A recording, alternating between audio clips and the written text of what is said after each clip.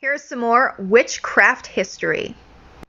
In 1595, Nicholas Remy, you son of a bitch, he wrote the book Demonoltry. He was a French priest and attorney, and you would be surprised at how many attorneys were priests in that time. In 1570, he was given the title of Inquisitioner. Woo! And he was privy counselor to the Duke of Lorraine, who was a son of a bitch. So the Duke then made him a judge, which was a lot of power. He was, in fact, judge, jury, executioner. And he had a wild flippin' career, man. He did a series of trials on werewolves and would personally boast about the execution of over 900 witches in a 10-year span. So he had a long career up until about 1590, 1595-ish. And when he retired, he decided to write the book Demonoltry, which particularly looked at the relationship between demons, the devil, and witches. And it's quite a text with highly explicit sexual details about how demons can enter into sexual relationships with women. The guy was a masochist. It is, however, where we got terms like black mass. The guy was sick. He was a sick man. And one of my favorite lines from that text is that if a woman should crave lustfully for anything, even their husbands, they could be a witch. So we're all witches now. Here's a little more on the history of witchcraft. I'm going through an old school notebook, so I might as well just hit them all while I have it out. This time we're going to talk about Reginald Scot, who in 1584 published The Discoveries of Witches, which was a very interesting read because, well, nonsense, obviously, it took a more practical and logical view to this, actually criticizing the Spanish Inquisition. He does a case-by-case analysis of the trials based on the transcripts and encourages the idea that witches don't have nearly the control the Inquisition was implying, and that witchcraft is only conjuring, ergo it's not real. So witches should be safe from persecution. Maybe not witches, but those who practice what they deemed witchcraft at the time.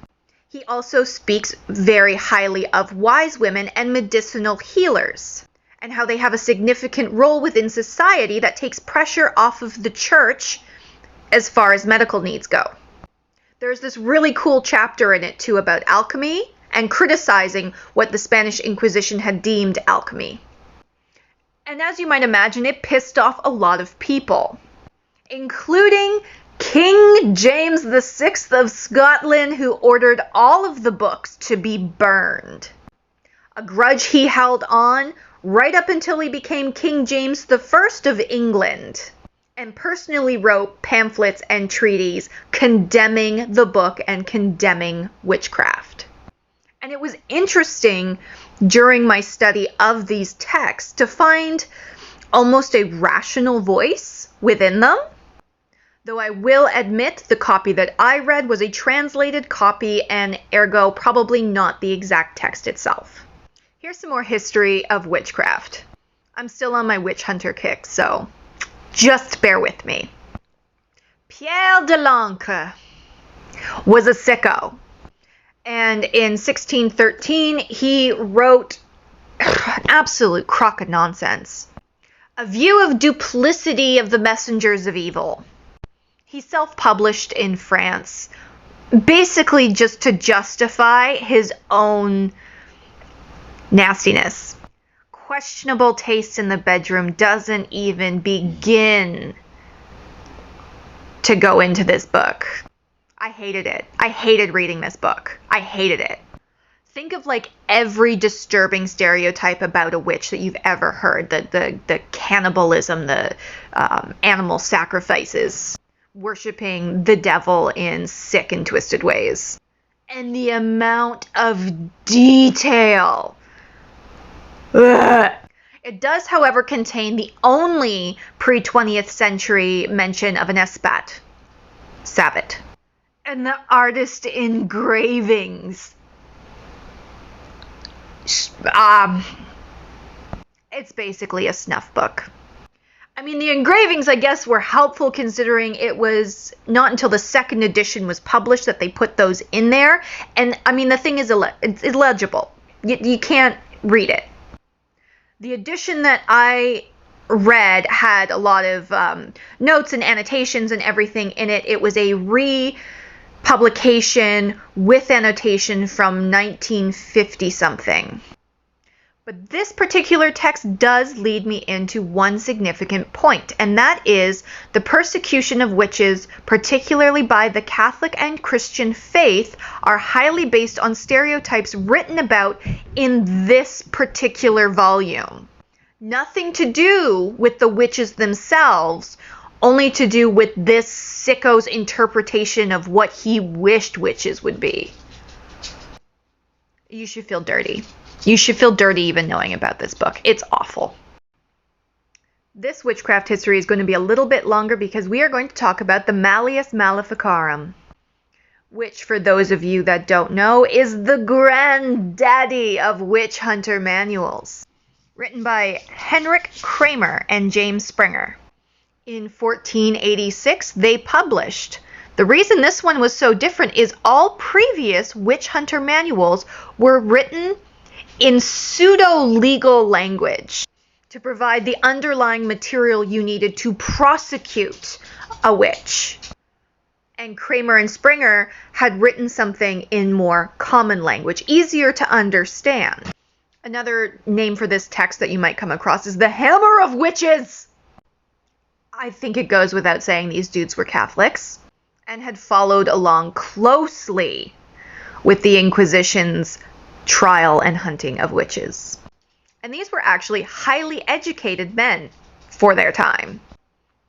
Kramer was a spiritual director of a cathedral, and Springer the dean of theology at the University of Cologne.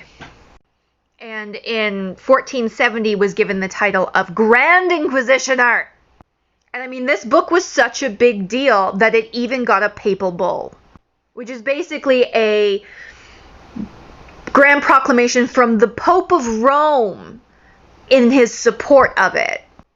Despite how much they really got wrong, they even found a way to translate, the word feminine and break it down to faith, menen, lack of. So women inherently have a lack of faith.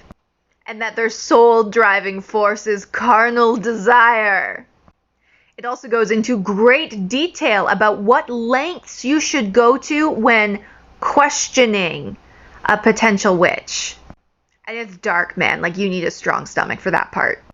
I have actually read the entirety of the Malleus Malafikaram and wrote a paper on it for a theology class. It was basically a detailed manual about how to torture and take out any woman, witch or otherwise. And while I will say it was interesting to me that there was a significant lack of faith written within the text, however, with a papal bull behind it, it meant the entire force of the Catholic Church was behind it. And it basically outlawed medicine, outlawed the socialization of women, and instilled a sense of fear in the feminine. So while you're doing your research, I highly recommend looking into the Malleus Malafikaram. Here is a little witchcraft history for you today. Did you know that at the beginning of the witch trials, as in the Spanish Inquisition hunting down witches and folk practitioners, it had nothing to do with the devil? It's a common misconception that the witch trials started because of devil worship. Throughout Spain and France, those witches were hunted for working with fairies. We know this because in 1324, Bernardo Gui wrote an Inquisitioner's Manual. And it's significant because it's one of the first witch hunting manuals.